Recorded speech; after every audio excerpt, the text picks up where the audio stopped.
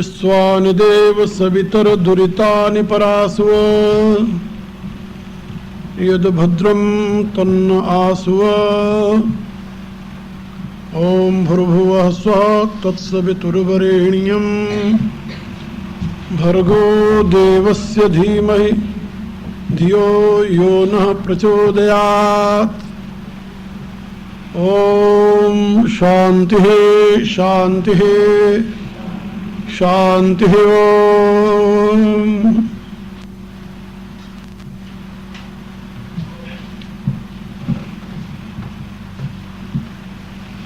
परावर रूप में उपस्थित मेरी प्रिय आत्माओं, करुणा निधान भगवान की करुणा आप सभी के लिए कल्याणप्रद हो, यह मेरी आंतरिक शुभकामना।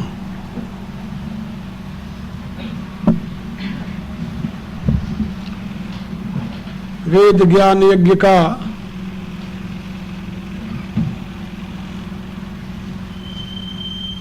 यह जो प्रवचन सत्र चल रहा है, इसमें बहुत सी बातें आप लोग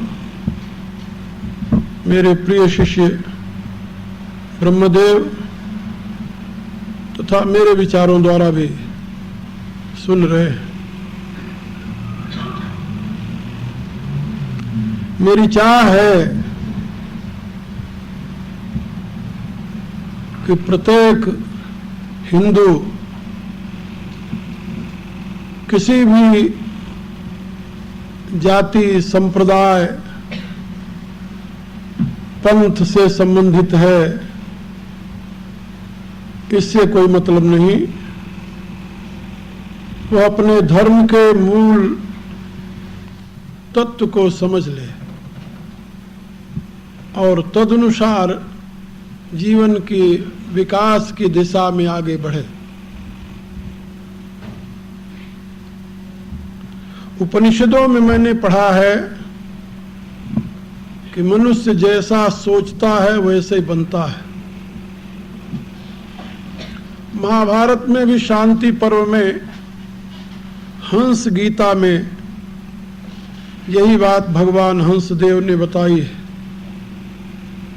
कि मनुष्य अपने संकल्पों का ही परिणाम होता है।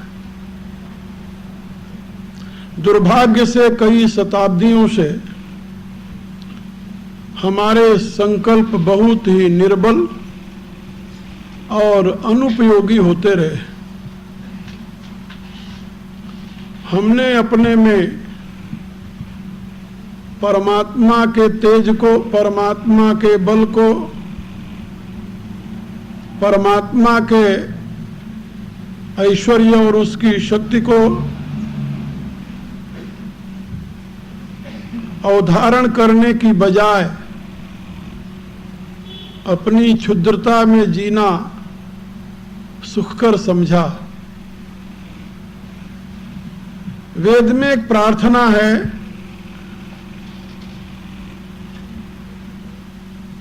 हे प्रभु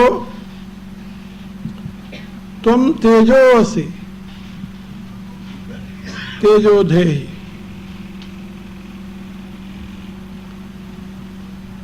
प्रभु तुम तेजस स्वरूप हो, हमारे को तेज दो।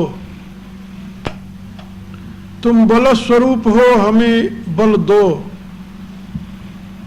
ये जो प्रार्थना ऋषियों ने बताई थी, इससे हम बहुत दूर चले गए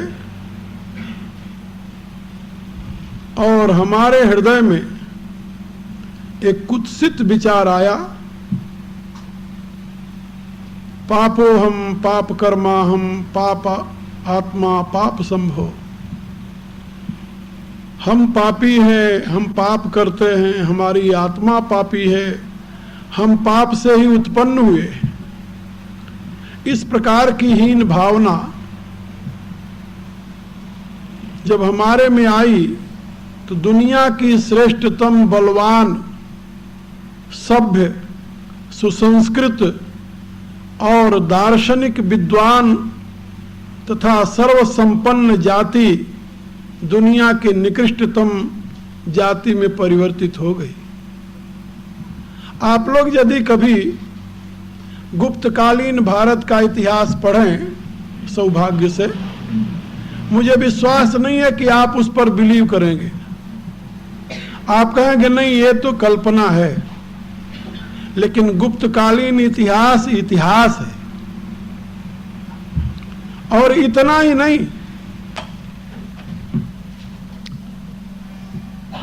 जब भारत में मुगलों का साम्राज्य था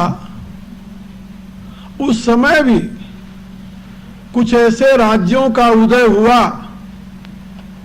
जो वैदिक जीवन पद्धति को जीवन का मूल आधार बनाकर जिए और कुछ शताब्दियों तक अपने धर्म और संस्कृति की सेवा की, जिसमें विजयनगरम का साम्राज्य, जिसने आचार्य सायण को, आचार्य माधव को आगे करके वैदिक विज्ञान की पुनः प्रतिष्ठा की, वह अविस्मरणीय स्थान रखता है। उसी क्रम में थोड़े ही दिनों बाद महाराष्ट्र में शिवाजी का वह राज्य शासन जो समर्थ गुरु रामदास के निर्देशानुसार काम किया, वह भी अपने में एक उदाहरण रहा है। पंजाब में महाराजा रणजीत सिंह का शासन भारतीय जनता के लिए एक आदर्श रहा है। और इसी प्रकार से कश्मीर में महाराजा गुलाब सिंह, रणवीर सिंह, इन महापुरुषों का शासन जो चाइना तक फैला हुआ था, जिन्होंने एक बार नहीं कई बार चाइनियों को परास्त करके दूर लद्दाख के आगे भारत की सीमा प्रस्थापित की, उन महापुरुषों का शासन अभी इन दिनों था, बहुत पुरानी बात नहीं। और वहां पर रहने वाले यद्यपि प्रजा के रूप में हिंदू मुसलमान दोनों ही थे, लेकिन दोनों ही उनके राज्य की कीर्ति गाते हैं। तो मैं आप लोगों को बता रहा था कि वैदिक विज्ञान केवल सुनने और समझने के लिए ही नहीं, जीवन में उतारने के लिए है। और अब से पहले अनेकों महापुरुषों ने इसे जीवन में उतारा है। भारत के लिए एक नई बात नहीं है, और न तो भारतीय जनता के लिए नई बात है, न आप लोगों के लिए नई बात है, क्योंकि वही तो खून आप में दौड़ रहा है। चाहे 100 वर्ष हो गए, 125 वर्ष हो गए, ब्लड तो नहीं बदला, वो तो वही चला रहा है। आज भी आप लोग चाहे हिंदी भाषा न भी जानते हो, लेकिन कोई देखने वाला आपको यही बताएगा कि ही इज ए इंडियन। आपको इंडियन के सिवा और कुछ नहीं कह सकता हो, क्योंकि आपका कलर, आपका फीचर, आपके शरीर का जो स्वाभाविक निर्माण क्रम है, ये सब आपके उसी अपने पूर्वजों की स्मृति दिला रहा है। आपके अस्वीकार करने से उसको कुछ नहीं अंतर पड़ता। तो मैं ये समझता हूं कि जो भारतीय रक्त आप लोगों में प्रवाहित हो रहा है, उस रक्त में वैदिक संस्कार के जीवाणु आज भी विद्यमान है। नहीं तो घोर इतना दुरूह वैदिक विज्ञान का विषय सुनने के लिए आप लोग इतनी उत्सुकता से कैसे बैठे रहते? आप जरा सोचिए, इसमें क्या है, रहस्य क्या है कि वो जीवाणु जो आपके अंदर मौजूद हैं, विद्यमान है, वो आपको कंपेल कर रहे हैं कि आप इसे सुनो, समझो, ग्रहण करो। तो मुझे विश्वास है कि आप लोग उस वैदिक विज्ञान को अपने जीवन में प्रतिष्ठित करेंगे। कि मैं जानता हूं कि अब तक आपको यह वैदिक विज्ञान सुनने का सौभाग्य नहीं मिला था। उसमें कई कारण था। पहला कारण उसमें यह था कि जब आप लोगों के पिता पितामह को लेकर के विदेशी लोग सुदूर भारत से दूसरे देशों में आए, तो उस समय भारत में कोई ऐसी संस्था नहीं थी, ऐसा कोई योजना नहीं थी जो कि आप लोगों को अपने धर्म और संस्कृति को समझाने के लिए वहां तक पहुंचता। बहुत वर्षों तक तो किसी को पता भी नहीं था कि यहां से जो लोग गए वो कहां चले गए। धीरे धीरे जब भारत में संघर्ष शुरू हुआ, स्वतंत्रता का संग्राम शुरू हुआ, मेरे विचार से तभी आप लोगों के पूर्वजों को भी पता चला कि भारत से कितनी दूर वो आकर के बैठे हैं। हमें इसमें संतुष्टि है कि जो लोग इतनी दूर गए वो केवल हनुमान चालीसा और तुलसी रामायण लेकर गए या सत्यनारायण की कथा की पोथी लेकर गए, और उसी के बल पर लगभग 100 वर्षों तक अपने धर्म को जीवित रखा। ये बड़े गौरव की बात है, बड़े गौरव की बात है। और इस दृष्टि से मैं हृदय से आप लोगों की प्रशंसा करता हूं कि अपने देश से, संस्कार से, धर्म और संस्कृति से इतने दूर रहते हुए भी आप लोगों ने अपने धर्म को सुरक्षित रखा, जिसकी कल्पना करना भी दुरूह है। और उन लोगों के साये में रह करके रखा जो हमारे धर्म को सर्व प्रकार से निर्मूल करना चाहते हैं, जिनकी मिशनरियां केवल धर्म परिवर्तन के लिए करोड़ों नहीं अरबों रुपया पानी की तरह बहा रही है। ये आप लोग प्रशंसा के पात्र हैं। सही में आप लोग भगवत कृपा के भाजन हैं। और बाद में उन दिनों की ऐसी स्थिति थी, हमारे यहाँ पुराणों में कुछ ऐसी बातें जोड़ी गई, स्मृतियों में ऐसी बातें जोड़ी गई, जो लोग समुद्र पार जाएंगे वो भ्रष्ट हो जाएंगे, इसलिए विद्वान समुद्र पार नहीं आते थे। उसमें कारण था। कारण क्या था कि भारत से जो लोग समुद्र पार जाते थे तो वो अरब देशों की तरफ से जाते थे। मुसलमान लोग जबरी उनको गोमांस खिलाते थे, जबरी उनको इस प्रकार से शराब पिलाते थे, पथभ्रष्ट करते थे। इसलिए हमारे यहाँ के विद्वानों ने एक नियम बना दिया कि कोई भी समुद्र पार न जाए, जिससे वो अपने धर्म से बचा रहे। उसमें उनका कोई स्वार्थ नहीं था, केवल इसलिए कि लोग अपने धर्म से बचे रहें। खैर, बाद में जब वो सुविधाएं धीरे धीरे प्राप्त होने लगी, भारत के विद्वान बाहर आए। अभी कुछ वर्ष पहले की बात है, जब मैं इंग्लैंड से घूम कर गया इधर अमेरिका, इधर आज से, तो एक दिन संयोग बस बनारस गया, तो बनारस में मुझे पता चला कि स्वामी करपात्री जी यहाँ हैं। तो हमारा बहुत पुराना परिचय था, हम उनके पास चले गए, प्रणाम करके बैठ गया। वहां पर वो बैठे हुए थे धानुका भवन में। तो मेरे से पूछने लगे कि बहुत दिनों बाद दिखाई दिए, कहाँ रहे। मैं तो जानता था। मैंने कहा स्वामी जी, आजकल मैं 2 बरस से यूरोप देशों में प्रचार का काम कर रहा हूं। इतना सुनना था कि वो बड़े आश्चर्य से मेरी तरफ देखने लगे। हो गए भ्रष्ट तू भी? बड़ी हैरानी है। मुझे हंसी आई। हमने कहा कि नहीं स्वामी जी। बोले ये तो मैं जानता हूं। एक शिष्य बैठा था, उसने पूछा कि स्वामी जी विदेश यात्रा के विषय में आपकी क्या राय है? उन्होंने कहा हमारी अभी वही राय है कि जो समुद्र पार जाएगा वो धर्म से भ्रष्ट हो जाएगा। खैर, मैं हंसने लगा। मैंने उनसे कहा स्वामी जी वो पुरानी बातें अब चली गई, आप अपने साथ उसे रखिए, लेकिन आप ये न सोचिए कि जो बाहर जाते हैं वो सब भ्रष्ट हो जाते हैं। मैंने तो बाहर हजारों लोगों को शाकाहारी बनाया है, उनके मांस और शराब और अंडे छुड़ाए हैं, यहां तक कि वो स्मोकिंग करना, सिगरेट, बीड़ी, सिगार भी छोड़ दिए हैं। और आप ऐसी कल्पना करते हो? तो मेरे से पूछने लगे क्या वहां साग सब्जी खाने को मिलती है? वाह! मैंने उनसे कहा कि स्वामी जी वहां शुद्ध गाय का दूध मिलता है, शुद्ध गाय का दूध जो यहाँ नहीं उपलब्ध होता, और वहां हर एक प्रकार का साग सब्जी फल, तो तुम भोजन कहाँ करते रहे?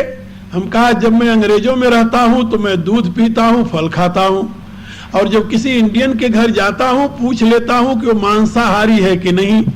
यदि मुझे पता चलता कि मांसाहारी है तो उसके यहाँ अन्न नहीं खाता, और यदि पता चलता है कि ये शाकाहारी है तो उसके यहाँ मैं रोटी खा लेता हूं। फिर तो तुम बड़े हिम्मती हो। कितने महीने तक तुम रह गए ऐसे? मैंने बताया हम का लगभग 2 वर्ष लगा कर आया हूं। तो ये जो मान्यता थी, ये पुरानी मान्यता थी, और उन मान्यता के पीछे यही भाव था। और आप लोगों ने सुना होगा, सर्वप्रथम विवेकानंद जब अमेरिका गए तो उनको खाने के लिए अन्न नहीं मिला, और मजबूर होकर के उनको पुनः मांसाहार करना पड़ा, मछली खानी पड़ी। और जब वहां से उनका समाचार गया भारत में, वहां के लोगों ने सुना कि विवेकानंद तो मांस खाने लगे, तो वहां से लोगों ने उनके खिलाफ प्रचार करना शुरू किया। तो विवेकानंद ने अपने लेख में लिखा है, पत्र में, कि आप लोग यदि चाहते हो कि मैं शाकाहारी रहूं तो आप भारत से एक ब्राह्मण मेरे लिए रसोइयां भेज दीजिए, कुछ अन्न भेज दीजिए, कुछ सब्जी भेज दीजिए। विवेकानंद ने स्वयं कहा वहां पर लोगों से अमेरिका में कि देखिए मैं भारत का सन्यासी हूं, और मैं भारत के चतुर्थ वर्ण में पैदा हुआ हूं। आप लोगों को शायद पता नहीं होगा या पता हो, विवेकानंद एक ऐसी जाति के महापुरुष थे जो कायस्थ जाति कही जाती है, और बंगाल में कायस्थ जाति को शूद्र मानते हैं। बिहार में उसे वैश्य माना गया, बंगाल में शूद्र माना गया। विवेकानंद ने स्वयं कहा कि मैं शूद्र जाति में पैदा हुआ था, इसलिए हमारे तो ये संस्कार थे, हम पहले भी मांस खाते थे, मछली खाते थे, बंगाल में रहते थे, इसलिए हमें इसमें अब तकलीफ नहीं हो रही है। लेकिन अपने देश की महिमा गाते समय उन्होंने बहुत कुछ बातें कही। तो मैं आप लोगों को ये बता रहा था कि जो पहले विदेश प्रचार में आए उनको काफी कठिनाइयों का सामना पड़ा, लेकिन अब वो स्थिति नहीं है। अब भारत से अच्छे अच्छे विद्वान, अच्छी अच्छी संस्थाएं इस समय दुनिया के देशों में घूम रही हैं, और वो अपने वैदिक विज्ञान को पुनः प्रकाशित कर रही हैं। अनेकों संस्थाएं काम कर रही हैं, उसमें एक हमारी संस्था भी है, ब्रह्म ऋषि मिशन। संयोग ऐसा बना है कि भारत की जितनी संस्थाएं अब तक काम कर रही थी विदेशों में, वो सारी या तो दक्षिण भारत से हैं या बंगाल की हैं। उत्तर भारत की कोई संस्था नहीं, हिंदी भाषी कोई संस्था नहीं, क्योंकि जहां तक हिंदी भाषियों का ताल्लुक रहा है उसमें 2 बातें रही। एक तो अंग्रेजी का पूरा ज्ञान नहीं था कुछ लोगों को, और वहां रिजिडनेस जिसे कहते हैं वो बहुत है। इसलिए 2 कारणों से वहां से न तो कोई मिशन चला और न तो दुनिया में फैला। शिवानंद मिशन है वो दक्षिण भारत का है, मद्रासी है वो, उनमें मिशन में सारे मद्रासी लोग हैं, हिंदी नहीं जानते। 1-2 हैं जो उत्तर भारत के हैं, हिंदी जानते हैं, लेकिन उनका उतना प्रभाव नहीं उसमें। इसी रूप से एक चिन्मयानंद मिशन है, वो भी दक्षिण भारत केरल का है, और विवेकानंद मिशन, रामकृष्ण मिशन जो है वो बंगाल का है, जैसे मैंने बताया। दुर्भाग्य ये रहा कि रामकृष्ण मिशन वाले अब जब विदेशों में सारी सुविधा उपलब्ध है तब भी विदेशों में वो मांस खाते हैं, मदिरा पीते हैं, अंडे खाते हैं, वो अपना वही, उनसे कहो तो कहते हैं विवेकानंद ने किया था इसलिए हम भी कर रहे हैं। खैर, पतन का रास्ता तो हर एक जगह आपको मिल जाता है। जो लोग बुराई के अभ्यासी हैं उनको बुराई करने के लिए किसी महापुरुष की आड़ लेनी पड़ती है। इसलिए मैं आपको ये बता रहा हूं बातें कि उत्तर भारत से कोई ऐसा मिशन नहीं था जो हिंदी भाषी समाज से उठा हो, और जो जहां जहां हिंदी भाषी लोग हैं उनमें प्रवेश करे, उनको समझावे। विदेशों में हर एक देश में जहां हिंदू रहते हैं, उत्तर भारतीय, सब जगह यही समस्या रही। अब जब 14-15 वर्षों से मैं इधर काम करने लगा हूं तो अमेरिका में, कनाडा में, इंग्लैंड में भी, हर एक देशों में जहां हिंदी भाषी लोग थे, जब शुरू में गया तो उनके लिए एक मैं नई बात था, क्योंकि हिंदी में मेरे पास आना, बोलना, मिलना, बातचीत करना, व्याख्यान सुनना, तो कहते थे स्वामी जी हमें यह सौभाग्य नहीं मिला था इतने वर्षों से। फिर उसके पश्चात मेरे मिशन के जो अन्य शिष्यगण थे उनको मैंने भेजना शुरू किया, और अब तो भगवान की बड़ी कृपा है, अमेरिका, कनाडा, इंग्लैंड, अब तो यहाँ भी सब जगह अपने अपने स्थान हैं और प्रचारक अब घूम रहे हैं। मैं ये चाहता हूँ कि हर एक जगह लोगों को वैदिक विज्ञान का बोध हो, और उसमें मेरी ऐसी राय है कि जहाँ तक व्यक्ति के उन्नति का प्रश्न है वो ज्ञान के प्रकाश में ही होता है। आप लोग किस जाति में पैदा हुए, किस वर्ग में पैदा हुए, क्या करते हैं, इससे मेरा कोई मतलब नहीं है। हमारा काम है आप लोगों को ज्ञान देना। जितनी मात्रा में आप उसके ग्रहण करेंगे उतनी मात्रा में आपका कल्याण होगा। उसके बदले में हमें आपसे क्या चाहिए? कुछ नहीं चाहिए। इसलिए मैं अपने काम को इस दृष्टि से करने में प्रवृत्त हुआ हूं। अपने शिष्यों को भी मैंने यही समझाया है। कोई गाली दे रहा है तो देने दो, तुम्हारा क्या ले रहा, दे तो रहा है, वो कुछ तो दे रहा। उसके पास गाली थी, बेचारे ने गाली दे दी। किसी के पास श्रद्धा होगी वो श्रद्धा देगा।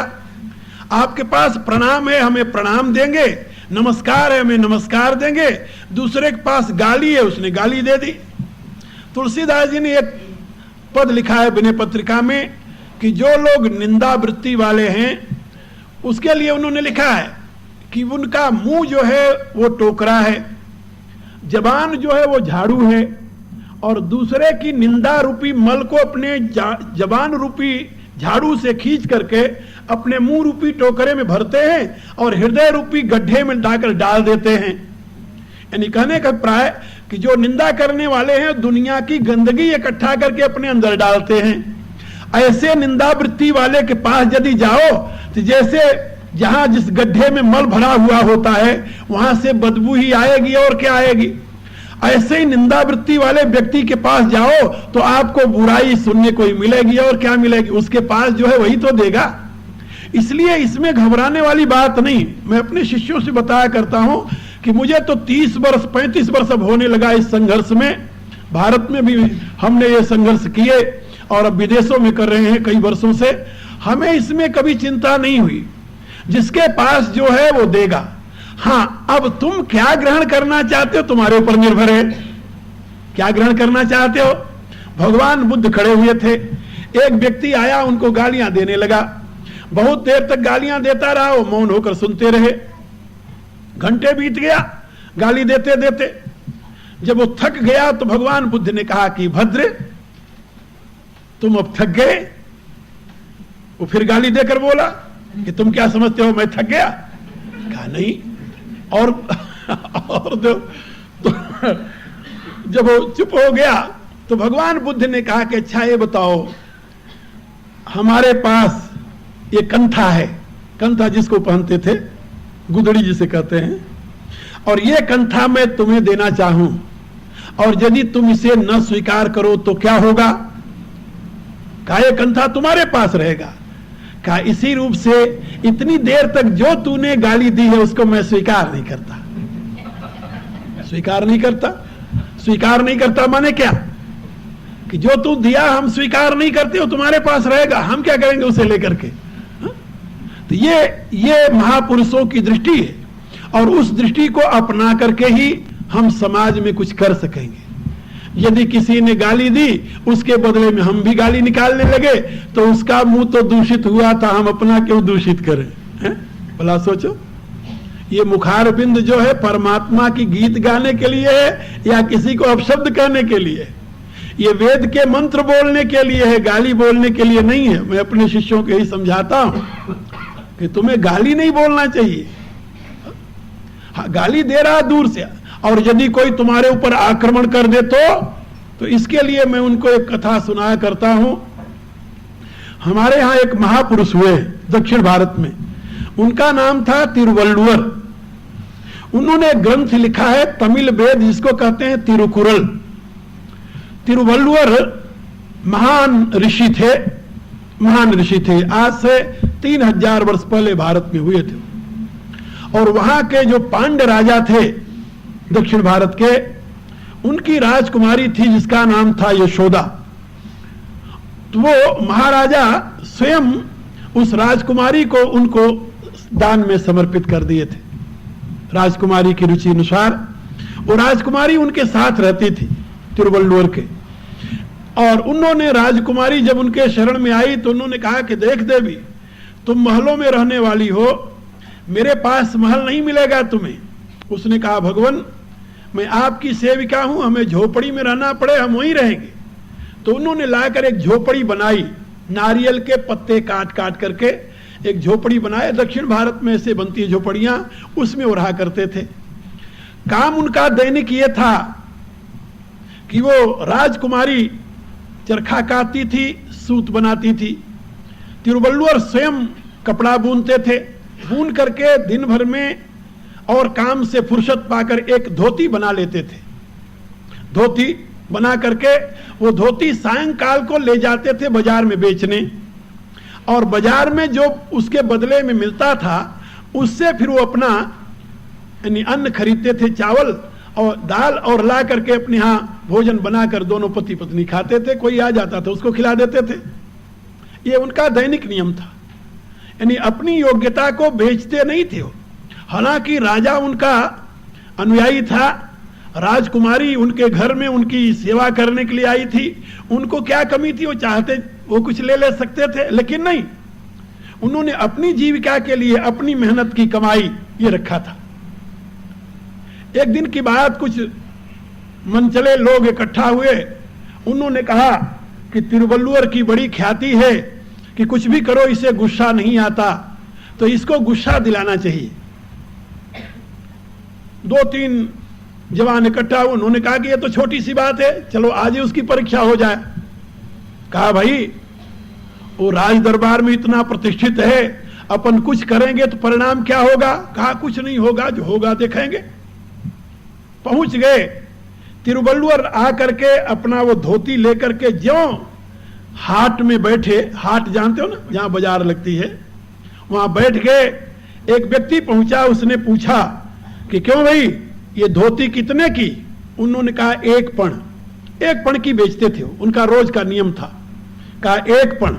उसने धोती ली, बीच से उसे 2 टुकड़े कर दिया। कहा अब इनका कितना कीमत? उन्होंने कहा आधा आधा पण।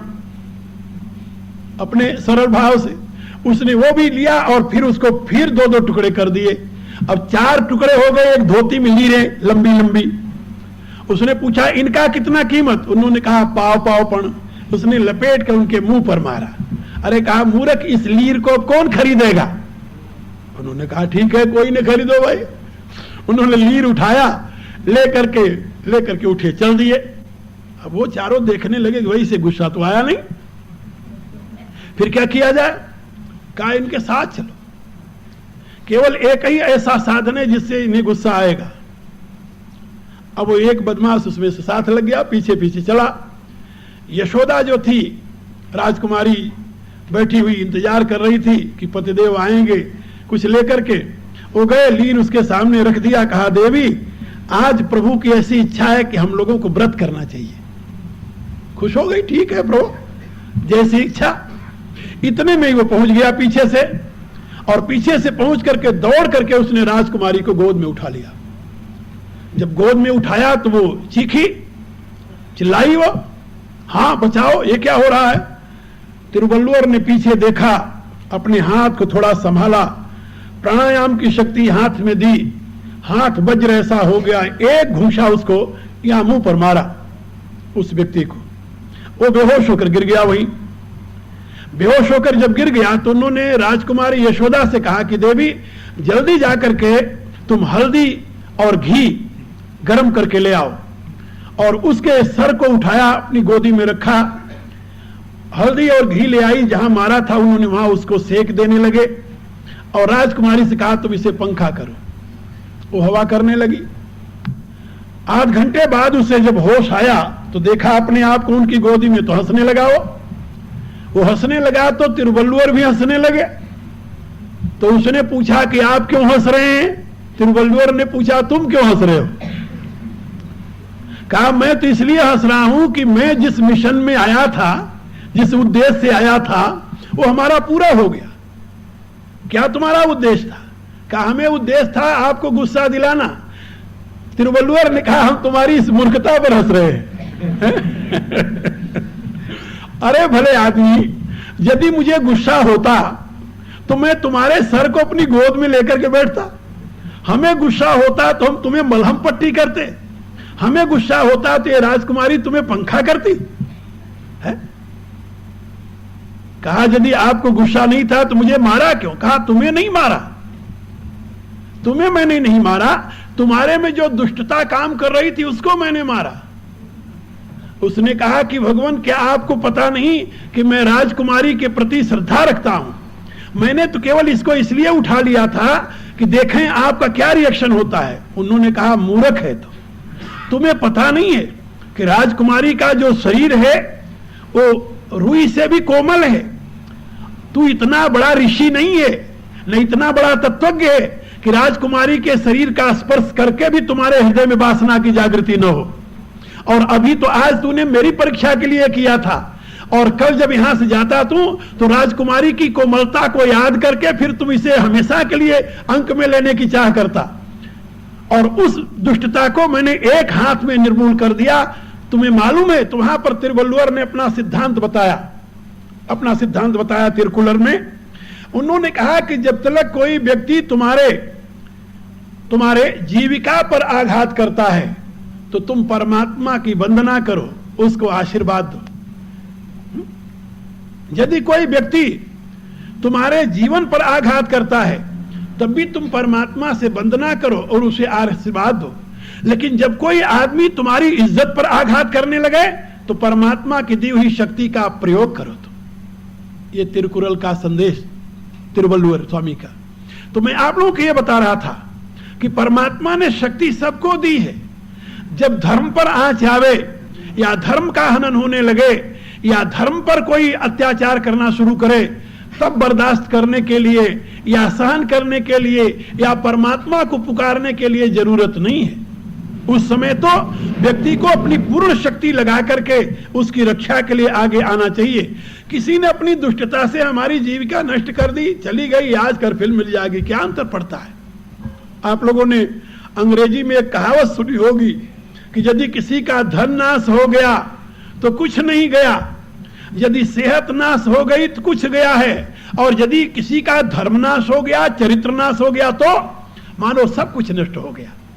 इसलिए मैं अपने शिष्यों को भी यही समझाया करता हूं कि जनता में एक ऐसी जागृति करो जबकि लोग अपने सत्य के लिए, अपने धर्म के लिए, अपने चरित्र के लिए, अपने आदर्श के लिए बलिदान देने की शक्ति जागृत करें अपने आप में। लेकिन जहां तक सामान्य बातें हैं उसकी उपेक्षा कर देनी अच्छा है। उपेक्षा में ही आनंद है, और इसके लिए एक बहुत बड़े संगठन की जरूरत है। ये बात याद रखो। हमारे यहां प्राचीन काल में जो यज्ञ हुआ करते थे भारत में, आज भी भारत में जहां यज्ञ होता है वहां पर अनेक प्रकार की क्रियाएं एक साथ होती हैं। यज्ञ में बड़े बड़े विद्वान व्याख्यान देते हैं, अनेक प्रकार के वहां पर यानी सांस्कृतिक कार्यक्रम होते हैं। सांस्कृतिक कार्यक्रम में आजकल दो बहुत प्रचलित है, या तो रासलीला होगी भगवान कृष्ण की, या तो रामलीला होगी भगवान राम की। आजकल सांस्कृतिक कार्यक्रम में यही दो ज्यादा प्रचलित है भारत में। जहां यज्ञ मंडप होगा वहां ये सारी क्रियाएं चलती हैं, और फिर वहां पर राष्ट्र उन्नति के लिए, राष्ट्र विकास के लिए, संगठन के लिए विद्वानों में विचार विमर्श होता है। आज से 10-15 वर्ष पहले ये गति नहीं थी, हमारे देखते देखते काफी बदल गया। यानी हम अब तक, जहां तक मेरे याद है, 7 कुंभ हम अटेंड किए हैं। 7 कुंभ मेला भिन्न भिन्न स्थानों पर। हमारे यहाँ कुंभ प्रयाग में होता है, हरिद्वार में होता है, उज्जैन में होता है और नासिक में होता है। ये 4 स्थानों पर कुंभ होता है। हर एक स्थान पर 12 वर्ष बाद कुंभ लगता है, लेकिन क्रम में वो 3-3 वर्ष आ जाता है। कहीं पर जल्दी आ जाता है, 2.5 वर्ष में भी आ जाता है।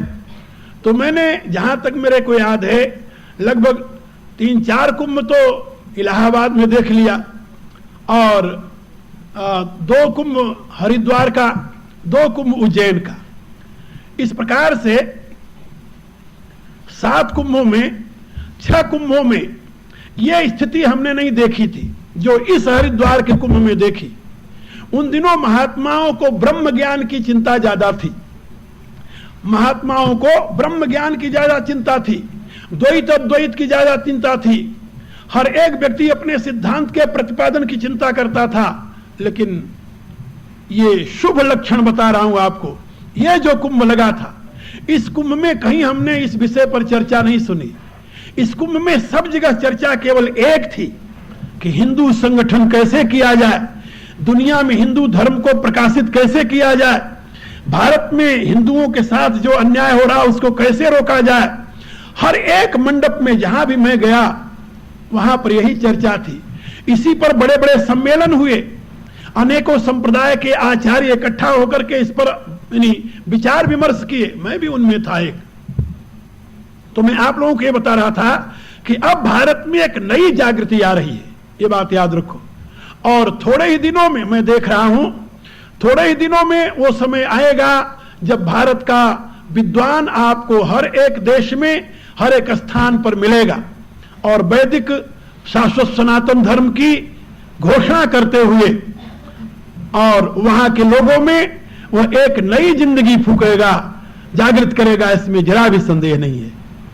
लेकिन आप लोग जो यहां पर अपने देश से काफी दूर बैठे हुए हैं, जिनको भारत के उन विद्वानों के विचारों को सुनने का ऐसा अवसर नहीं मिलता, उनके लिए ये बहुत ही आवश्यक है कि गंभीरता से स्वयं चिंतन करें, मनन करें। हम लोग आएंगे, प्रचार करेंगे, चले जाएंगे, लेकिन जब तक आप में से कुछ लोग तैयार होकर आगे नहीं आएंगे तो हमारा ये काम कितना महत्वपूर्ण होगा ये आप स्वयं समझ लें।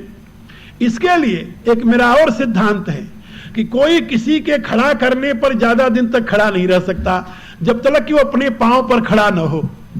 ये बात समझे? जब तक वो अपने पांव पर खड़ा न हो, कोई किसी के सहारे ज्यादा दिन तक खड़ा नहीं रह सकता। अपने पांव पर खड़ा होना पड़ेगा, अपने हिम्मत से खड़ा होना पड़ेगा, अपने ज्ञान के बल पर खड़ा होना होगा। और वो ज्ञान का बल कहां से मिलेगा? विद्वानों से मिलेगा। और वो ज्ञान का बल देने के लिए मैं तैयार हूं। कोई भी किसी भी वर्ग का व्यक्ति यदि अपने आप को इस विषय में लगाना चाहता हो तो बड़े प्रेम से मेरे पास आ सकता है। उसको पढ़ाने का, उसको योग्य बनाने का, उसको वैदिक विज्ञान प्रदान करने की, ये तो मैंने शुरू से प्रतिज्ञा कर रखी है। अब तक मैंने 20 विद्वान तैयार किए हैं जो देश विदेश में काम कर रहे हैं। लेकिन मैं देख रहा हूं कि इतने से ही काम नहीं चलने वाला, इसके लिए सैकड़ों की जरूरत है। और वो तभी होगा जबकि हर एक घर से कुछ लोग जो उत्साही हैं, योग्य हैं, वो निकलेंगे। आप जरा सोचिए, मैं जब अपने घर से निकला था तो 18 वर्ष का था। हा? कल्पना कीजिए जरा। मेरे पिता ने, क्योंकि मैं सबसे छोटा बच्चा था घर का, अन्न और जल दोनों त्याग दिया और यह प्रतिज्ञा की कि जब तक मैं उसे देखूंगा नहीं तब तक जल नहीं पीऊंगा। 16 दिन बीत गए तो मेरे कुल गुरु आकर के उनको ये प्रतिज्ञा करके जल पिलाया कि मैं अवश्य उसे तुम्हारे पास थोड़े ही दिनों में यानी यहां उपस्थित करा दूंगा। ये प्रतिज्ञा करके तो 16वें दिन उनको जल पिलाया। बिना जल के वो 16 दिन तक खाट पर पड़े रहे। यानी मैं इसलिए बता रहा हूं कि जब मैं इस दिशा में चला तो हमारे घर वालों ने माला फूल पहनाकर हमें नहीं विदा किया था। ये बात समझे? अरे कोई भी व्यक्ति जब बड़े काम के लिए चलता है तो परिवार वाले दुखी होते हैं, रोते हैं, महात्मा बनना हो, ये तो अनर्थ की बात है। हम चाहते हैं महात्मा जरूर बनना चाहिए, लेकिन हमारे पड़ोसी के घर में, हमारे घर में नहीं। हा? हमारा लड़का महात्मा ना बने, पड़ोसी का बने। तो जब मैं 3 महीने बाद आया अयोध्या से, मुझे पता चला कि पिताजी की यही स्थिति है। गुरुजी ने मेरे बड़े भाई को भेजा कि जाकर जहां भी मिले उससे ले आओ और बताओ मेरी आज्ञा है। तो मैं उनको हृदय से एक प्रकार से परमात्मा का दूसरा रूप ही स्वीकार करता था, इतने महान थे वो। तो मैं वहां पर आ गया। उन्होंने बताया गुरुजी ने आज्ञा दी है, हम कहा जरूर चलेंगे। आया तो मैं पिताजी के सामने प्रणाम किया, खड़ा हो गया और मैंने उनसे पूछा आपका क्या राय है, आप क्या चाहते हैं मेरे से? लोगों ने बहुत कहा पिताजी से कि आप कह दो कि तुम घर रहो तो ये आपकी आज्ञा का पालन करेगा, कहीं नहीं जाएगा। उन्होंने कहा नहीं, इतनी बड़ी गलती मैं नहीं करता, ये मैं अपने मुंह से नहीं कहूंगा कि तुम घर लौट आओ। ये जिस दिशा में जा रहा है, मेरे गुरुदेव ने उनको कुछ ऐसा बता रखा था पहले से। उन्होंने कहा जिस दिशा में जा रहा है मुझे संतोष है, लेकिन एक मेरी चाह है। गुरुजी बैठे हुए थे, उन्होंने कहा पिताजी को कि भाई बता क्या तेरी चाह है, जो कह तुम मैं इससे कहूं, इसे कहूं घर रह जाए। उन्होंने कहा कि नहीं, बिल्कुल नहीं। कहा फिर क्या चाहते हो? ये पढ़े? बोले पढ़े। कहा फिर तुम्हें चाहिए क्या? कहा जब तक मैं जीवित रहूं वर्ष में एक बार मेरे पास जरूर आवे। गुरुजी ने कहा क्यों, सुन रहे हो? हम कहा गुरुदेव मुझे स्वीकार है, बिल्कुल स्वीकार है। मेरे पिताजी 92 वर्ष की आयु में, अभी शायद जहां तक मेरे को याद है कि 78 में शरीर छोड़ा है, नहीं 81 में, 92 वर्ष की आयु में शरीर छोड़ा। और मैं हर साल उनको प्रणाम करने जाता रहा, लेकिन उन्होंने कभी ये नहीं कहा कि तुम घर न त्यागो, कभी ये नहीं कहा सन्यास न लो, कभी ये नहीं कहा जो काम न लो। ये तो बहुत पुरानी बात है। बाद में तो जहां हम बोलते थे वो आया करते थे, बैठते थे, हजारों लोग, 10-10, 15-15 हजार की भीड़, कभी कभी 30-30, 40-40 हजार की भीड़ जब होती थी तो बैठे देखा करते थे, सुना करते थे, वो भी आनंद लेते थे। और लोग कहते हैं धन्य है इनके माता पिता, तो वो सुन करके मुस्कुराते थे।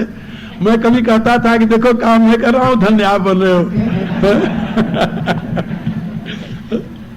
तो ये उनकी तपस्या का परिणाम। खैर ये तो मैंने आप लोगों को इसलिए बताया कि जब कोई व्यक्ति किसी काम के लिए आगे बढ़ता है तो स्वभावतः कई प्रकार की कठिनाइयां आती हैं, व्यामोह आता है, संकट आता है, कुछ जिम्मेदारियां पीछे दिखाई देती हैं, बहुत कुछ होता है, लेकिन साहसी कदम आगे बढ़ते हैं। इसलिए मैं आप लोगों से आज बहुत सी बातें कही है जो जीवन से संबंधित है, जिसकी आज जरूरत है।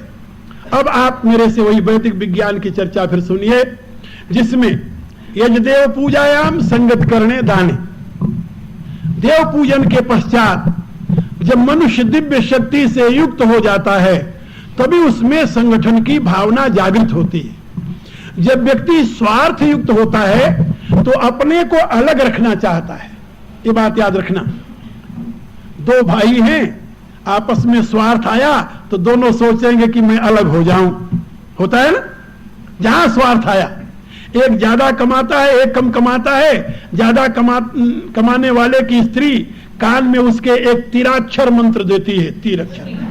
हाँ, हम देखते हैं तीराक्षर मंत्र, उसे मैं कहा करता हूं, तो वो उसके कान में 3 अक्षर का मंत्र दे देती है और वो अपने सगे भाई को छोड़ करके अलग होने के लिए तैयार हो जाता है। वो तीराक्षर मंत्र जानते हो क्या है? अलग।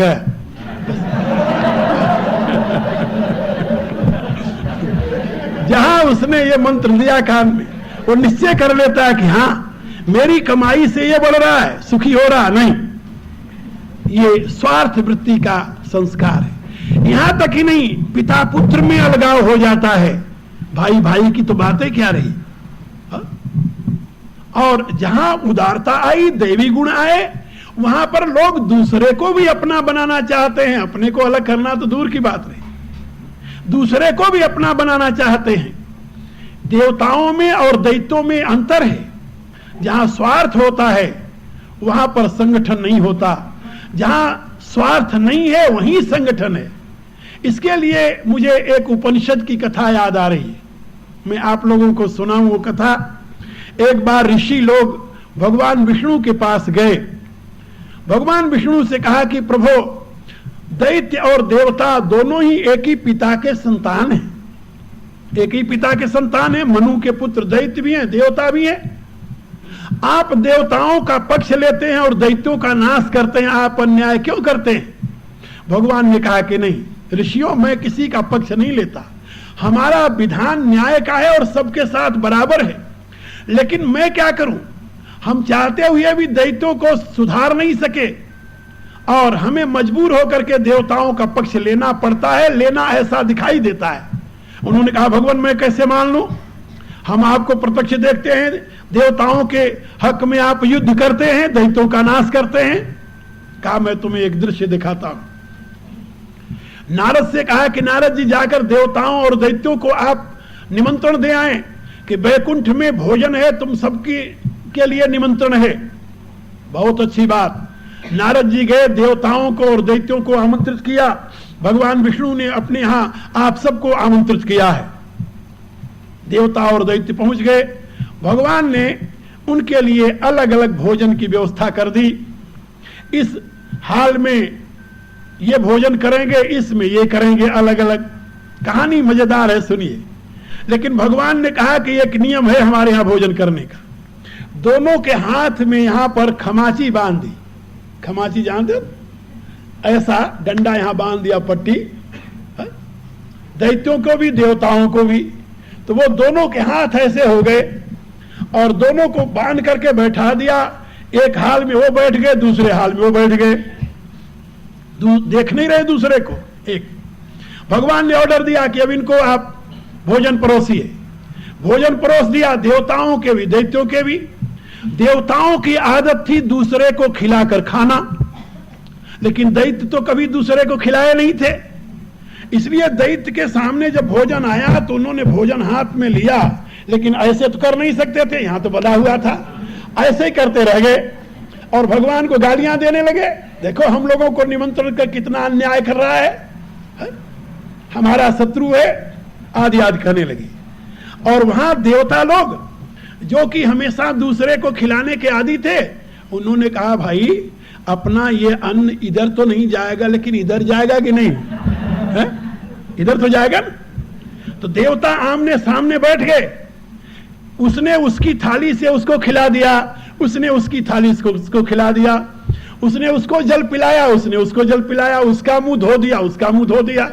देवता लोग अपनी थाली साफ किए, भोजन करके एन तृप्त होकर के बैठ गए। और दैत्यों की थाली ज्यों की त्यों पड़ी रही, वैसे करते रह गए। फिर भगवान ने ऋषियों से कहा कि तुम जरा जाकर के देखो, देवताओं को देखो और दैत्यों को देखो। जाकर उन्होंने देखा तो